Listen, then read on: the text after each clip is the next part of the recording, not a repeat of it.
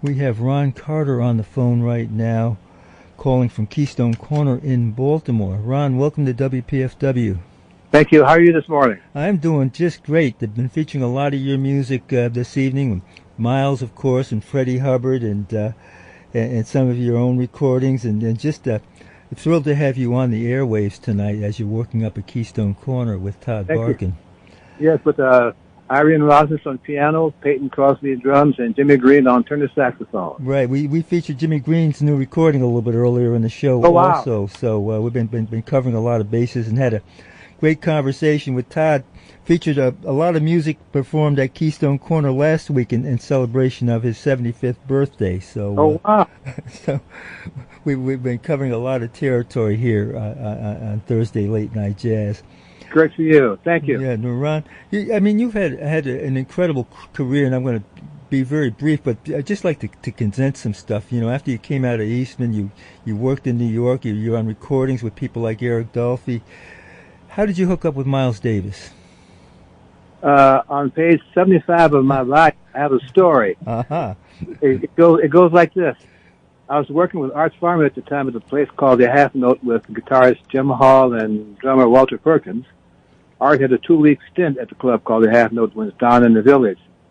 So we're doing the first set, and after the first set, Miles walks over to me and explains to me that his current group with Jimmy Cobb and Wynton Kelly, they're leaving the band to join a quartet with Jimmy Cobb to form a quartet with Wes Montgomery. Mm. He's putting together a new band to go to a West Coast tour that week. Was I available? I said, no, I'm working with Art Farmer, but Art's right over there. If you ask him if you were gotten out of relieve me of my commitment to him for the next 2 weeks and join your band, and he says, yes, I'm happy to do that. If not, I'll be available in 2 weeks. Uh-huh. So he went over and talked to Art, and Art graciously said, yes, it was okay, and so I joined Miles the next night.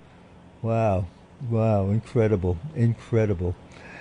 Boy, you know, we also featured your music on CTI with Freddie Hubbard after I started the show off with you with Miles in Europe with that, you know, Wayne Shorter classic quintet with Herbie, and then I did the Red Clay with Freddie with Herbie also. Tell us a little bit of contrast Miles with Freddie in terms of, I guess, maybe personality or what it was like working with each. They were completely different. Freddie played high all night and very strong, and Miles played a little bit more mellow, and he'd go up high if he needed to, but he was more of a different kind of storyteller, as was Freddie, a great teller of tales through their instrument. But they were both fantastic people and my dear, dear friends. Good. Yeah, no, just incredible, and it really demonstrates the range in the music. Speaking of range, could you give an estimate of how many recordings you worked on over your career? It's just incredible where your name crops up almost everywhere. Well, according to the Guinness Book of Records in 2015, they certified me as the most recorded jazz bass player in history at 2,215. But that was 6 years ago, and my career is still on the upswing, so I'd say it's closer to 2,600 official LPs and CDs. Wow, that's incredible. That really is. Now with the COVID pandemic locking everything down, how did you cope? What did you do during the time that we had to kind of stay home? Well, I have some students. I taught 6 students, 5 students from Manhattan on Zoom, and my personal private students on Saturdays. So I had 10 students. I was teaching students for the whole time. And I'm working on some books for my small beginning publishing company. Okay. So I was not twisting my thumbs. I'm sure you weren't. I think it'd be impossible for you to do that. Absolutely. You know, the last time I actually had a brief conversation with you at the Bohemian Caverns. And oh wow, I missed that place, man. I missed it, something terrible, man. But it was nice conversation, and it was when Mulgrew Miller was still with us, you know, and boy, my dear brother. Yeah, since we actually celebrated his birthday anniversary with some of his music last week, I was wondering if you could say a few words about Mulgrew. A more gentler soul would be difficult to find. He's a wonderful, a very compassionate person, a very open musician who would try anything that the music he thought was required. He became a dear friend of mine on and off the bandstand.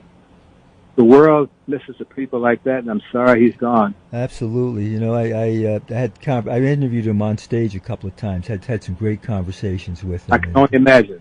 You know, and just the range of his music. You know. Yeah. So, tell us about the band you have working with Rainey and Jimmy Green, and who you have working with you up at Keystone Corner this week. Well, I won't tell them all. If I do, they won't come by. So I would say that they're all masked.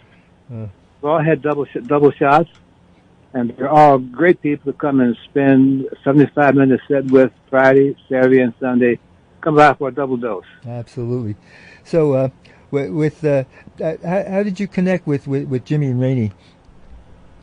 With who? With the musicians working with Rainey Rosnes and Jimmy Green. I knew of Jimmy's playing through someone else, and when the band went from percussion player to a horn player, I decided if Jimmy was available, I wanted to see if he would take a chance having the bass player as a boss.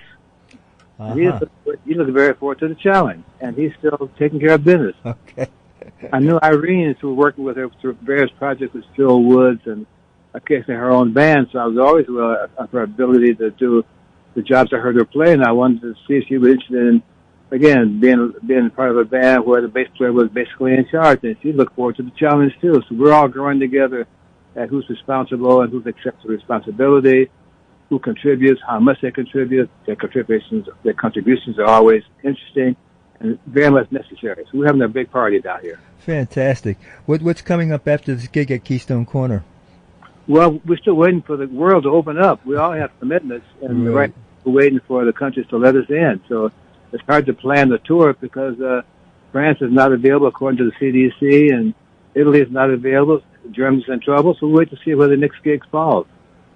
Well, I hope that they things open up in a safe manner, and absolutely that you're able to keep it going. What time are sets up at Keystone this weekend?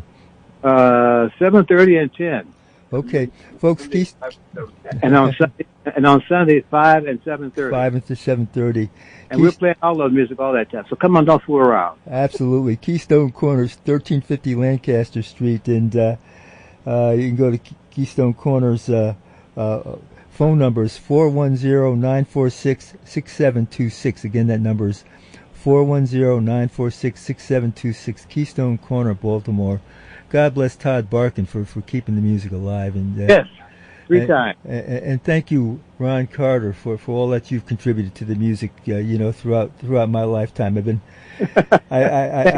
I caught you at the Caverns when I was about 19 years old, and been playing your music on the airwaves ever since. And it's been a real delight to talk with you tonight. Thank you. It's nice to know people who took care of the music way back then. Absolutely.